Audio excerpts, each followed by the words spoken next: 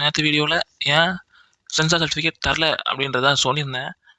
But இன்னைக்கு என்ன சொல்ல போகிறேன் அப்படின்னா, என்ன நடந்திருக்கு, ஜனநாயக டீம் என்ன பண்ணாங்க, இப்போ என்ன நடந்திருக்கு, இன்னைக்கு ஒரு கேஸ் வேற ரிசல்ட் வந்திருக்கு, அடுத்த கேஸும் போட்டிருக்காங்க. என்னன்னு தெளிவாக பார்க்கலாம் வாங்க. என்ன நடந்திருக்குன்னா, ஜனநாயக டீம் வந்து டிசம்பர் 18 சென்சார் சர்டிஃபிகேட்டுக்காக படத்தை அனுப்பியிருக்காங்க. அதுக்கப்புறம் ஒரு 3 நாள் கழிச்சு 23ஆம் தேதி கட்டிங் அதிகம் பண்ணணும், வைலன்ஸ் அதிகமாக இருக்கு அப்படின்னு சொல்லியிருக்காங்க. இவங்களும் அவங்க கேட்ட கட்டிங்ஸை பண்ணி கொடுத்துருக்காங்க 24ஆம் தேதி. ஆனால் இன்னைக்கு டேட் 9ஆம் தேதி ஜனவரி. ஆனால் இன்னும் சர்டிஃபிகேட் வரல. தருவீங்களா தெரியல. காலையில் 10:30 ரிசல்ட் அப்படின்னு சொன்னாங்க கோர்ட்டில். நாங்கள் எல்லாம் ரெடியாக, அதனால தான் இன்னைக்கு காலையில் வீடியோ வரல. ஓகே, முடிச்சுட்டு போகலாம் அப்படின்னு. ரிசல்ட் நம்மளுக்கு அதில் வந்துட்டு சர்டிஃபிகேட் கொடுத்துட்டாங்க. ஆனால் என்ன நடந்திருக்குன்னா, சிபிஎஃப்சி நம்மகிட்ட தராமல் மேல்முறையீடு போட்டிருக்காங்க. அதாவது இந்த கேஸோட தீர்ப்பு எங்களுக்கு சரிப்படல அப்படின்னு. அதுக்கப்புறம் ஜனநாயக டீம் என்ன பண்ணியிருக்காங்க அப்படின்னா, விட்டா இவங்க திரும்ப திரும்ப போட்டுட்டு இருப்பாங்க சொல்லிட்டு இப்போ சுப்ரீம் கோர்ட் ஃபைல் பண்ணியிருக்காங்க ஒரு கேஸ். அது என்னைக்கு ஹியரிங்னா 21 ஜனவரி அப்படின்னு சொல்லியிருக்காங்க. யாரா அரசியல் பண்றா அப்படின்னா, நான் டேரக்டா சொல்ல இன்டெரக்டா சொல்றேன் புரிஞ்சுக்கோங்க.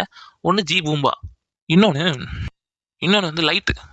ஓகேவா, லைட் போடுற ஆளுக்கு, வெளிச்சம் தர ஆளுக்கு, விடியல் தர ஆளுக்கு. ஓகேவா, புரிஞ்சுக்கோங்க. 2 பேரும் என்ன பண்றாங்க, ஏதோ அரசியல் பண்றாங்க. எதுக்கு அரசியல் பண்றாங்க நான் அப்புறம் சொல்றேன்.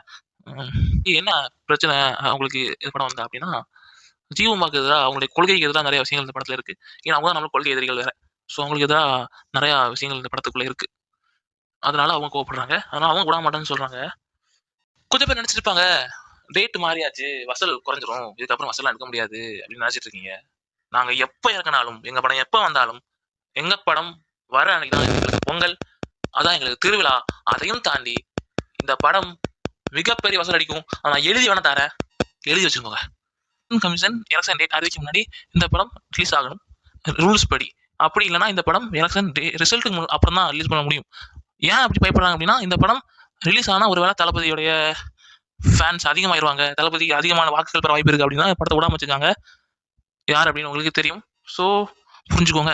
நான் ஒரு நியூஸ் கேள்விப்பட்டேன். என்ன அப்படின்னா, 1973 உலகம் சுற்றும் மாடன் அப்படின்னு ஒரு படம் வந்துச்சான். அந்த படம் தான் ரிலீஸ் பண்ண விடலையா, இதே மாதிரி தான் ஜனநாயகம் ரிலீஸ் பண்ண மாதிரி. அது யாரோட படம் அப்படின்றது உங்களுக்கு தெரியும். அவர் அதுக்கப்புறம் என்ன ஆனார் அப்படின்றதும் தெரியும். ஸோ நான் என்ன சொல்ல வரேன்னு உங்களுக்கு புரிஞ்சிருக்கும்.